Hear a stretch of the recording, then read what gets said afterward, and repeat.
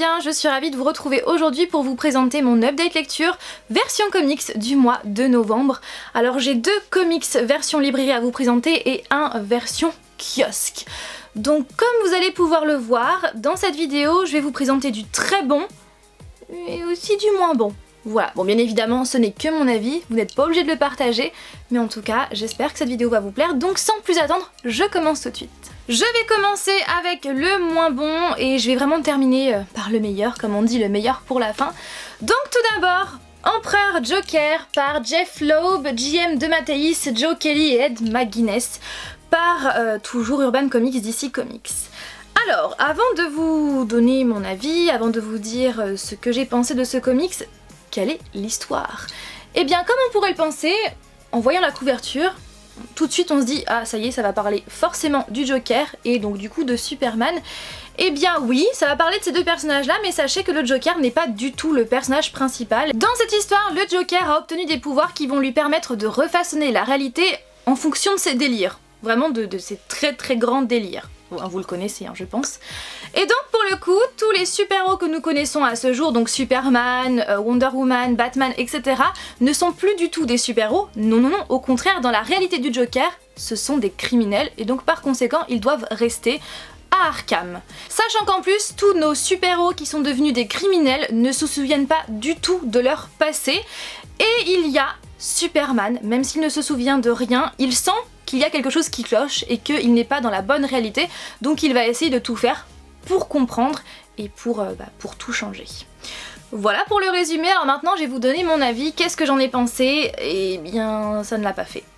Alors pourquoi ça ne l'a pas fait avec moi? Eh bien parce que je l'ai trouvé indigeste. C'est vraiment le mot qui me vient quand je pense à ce comic, c'est le mot indigeste. Pourquoi? Pour deux raisons. Déjà par rapport aux dessins qui sont très bien faits certes, mais je trouve qu'ils sont beaucoup trop cartoon à mon goût. Ça m'a d'ailleurs fait beaucoup penser aux Looney Tunes et c'est je pense fait exprès puisqu'à plusieurs reprises on a des petites références aux Looney Tunes, notamment au tout début du livre. On a une bombe que je vais essayer de vous retrouver. On a une bombe avec le mot Acme dessus et si vous connaissez les Looney Tunes, vous savez que la compagnie Acme est une compagnie qui est très présente dans les Looney Tunes. C'est vraiment beaucoup trop caricatural à mon goût, par exemple Aquaman a une grosse tête de poisson. Bon j'ai envie de vous dire c'est un petit peu facile, mais je trouve ça trop caricatural à mon goût et c'est ce qui m'a beaucoup dérangé. Ce qui m'a aussi beaucoup dérangé, ce sont les événements qui parfois partent dans tous les sens. Certes l'histoire est originale, est atypique et puis voilà c'est très original, mais des fois les événements partent dans tous les sens et même les planches s'y mettent quoi, ça part dans tous les sens et comme c'est hyper coloré c'est vrai que voilà on sait plus du tout où donner de la tête. De plus j'ai aussi pas mal décroché parce que des fois je me suis dit mais on est où? Ah oui c'est vrai, on est là. Je vais vous montrer une deuxième planche par exemple, enfin c'est hyper coloré mais ça part dans tous les sens et puis des fois on se dit mais pourquoi il est comme ça, pourquoi il fait ça, donc c'est un petit peu dommage. Et aussi je l'ai trouvé assez lourd en termes d'humour, j'ai pas ri une seule fois en fait dans le comics, je l'ai trouvé vraiment très lourd en termes d'humour donc c'est un petit peu beaucoup dommage je trouve. Et concernant le Joker, parlons-en du Joker, ce qui est un petit peu beaucoup dommage c'est qu'il apparaît beaucoup trop tard dans le comics puisqu'il apparaît quasiment pas à la moitié mais un petit peu avant et c'est vrai qu'il apparaît beaucoup trop tard et c'est un petit peu dommage, voilà. Après bien évidemment ce n'est que mon avis, vous n'êtes pas obligé de le partager. Donc maintenant je passe au second comics, donc cette fois-ci un comics version kiosque, il s'agit de All New Deadpool, le hors-série avec Gwenpool qui est sorti ce mois-ci. Donc ce comics là, avant encore une fois de vous donner mon avis, de quoi ça parle? Eh bien c'est l'histoire de Gwenpool. Une jeune fille qui est fan de comics, elle est dans notre monde à nous, voilà, elle est fan de comics, de super-héros.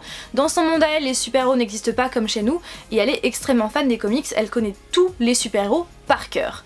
Et un jour, eh bien, elle va découvrir une autre réalité en passant dans son placard, il me semble, et dans cette autre réalité, eh bien, les comics existent réellement, c'est-à-dire que les super-héros, oui, ils existent réellement, et donc pour le coup, eh bien, Gwenpool est vraiment dans son élément, et surtout, eh bien, elle aussi veut devenir une super-héroïne. À l'intérieur de ce comics, vous avez deux histoires différentes, c'est l'histoire d'une poule et d'un canard, et le Noël de Gwenpool, quand on veut, on peut.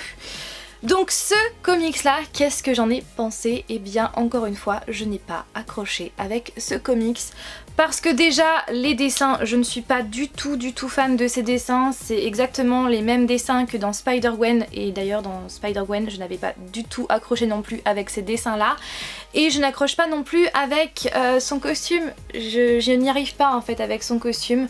Avec son nez pointu, il est tout rose. Je trouve que c'est pas vraiment... voilà, selon moi, je n'accroche pas avec son costume. De plus, son costume est rose, les bulles sont roses. Des fois, vous avez... pas mal de nuances de rose, de violet, donc clairement à la fin j'ai fait une overdose de rose, j'ai fait une over-rose, voilà j'ai inventé un nouveau mot. Alors pourquoi associer Gwenpool à Deadpool? Eh bien parce que déjà ils ont les mêmes armes, même si Gwenpool ne sait pas du tout s'en servir et n'est pas du tout voilà, hyper forte dans ce domaine là comparé à Deadpool qui est enfin génial, vraiment génial. Et ensuite parce que Gwenpool utilise l'humour à la Deadpool.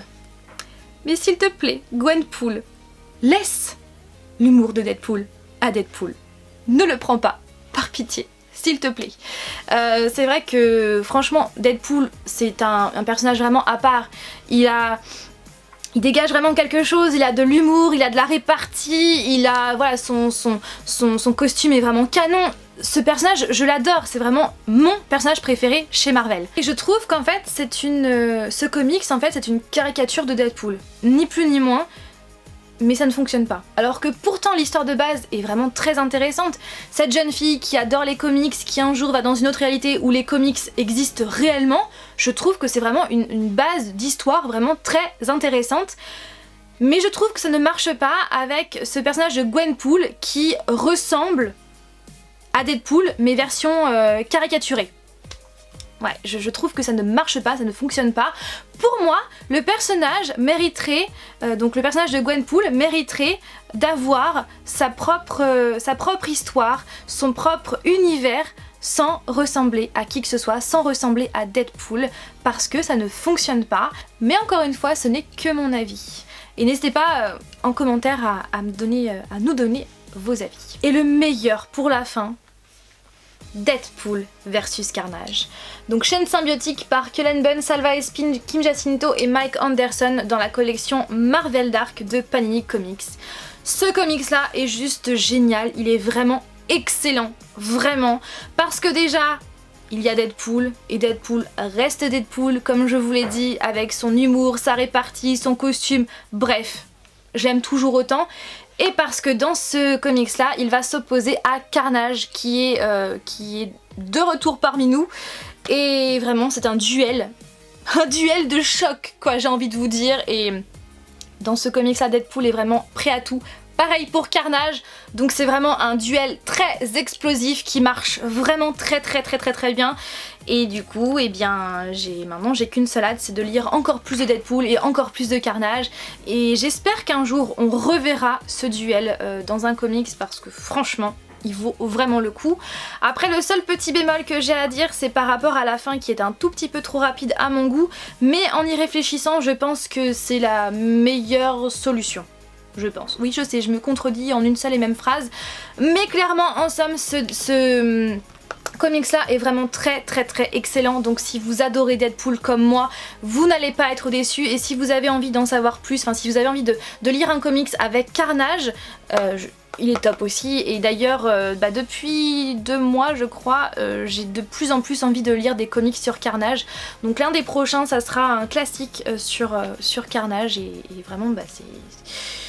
Je vous conseille ce comics à 1 milliard de %. Et voici quelques planches de ce comics. Comme vous pouvez le voir, c'est très explosif. Et j'aime vraiment beaucoup les dessins de Kim Jacinto et Mike Anderson. Et puis aussi, oui, le scénario de Cullen Bunn. J'aime beaucoup ce qu'il fait. Voilà tout le monde concernant mon update lecture comics du mois de novembre. J'espère que cette vidéo vous aura plu. Et n'hésitez pas comme toujours à réagir en commentaire, à nous donner vos avis. Et bien évidemment, j'insiste bien sur cela, ce n'est pas parce que je n'ai pas aimé ces comics là en question que vous n'allez pas les aimer. Au contraire, ça peut arriver. Et je tiens à préciser voilà, que ce n'est que mon avis et que tout le monde ne le partage pas. Voilà, sur ce, eh bien j'espère vraiment que cette vidéo vous aura plu. Je vous fais tout plein de bisous et je vous dis donc à dimanche prochain pour une... Et non, À chaque fois je me trompe. Mais non, pas dimanche prochain, à vendredi prochain pour une vidéo bonus. Allez, plein de bisous à vous. Bye!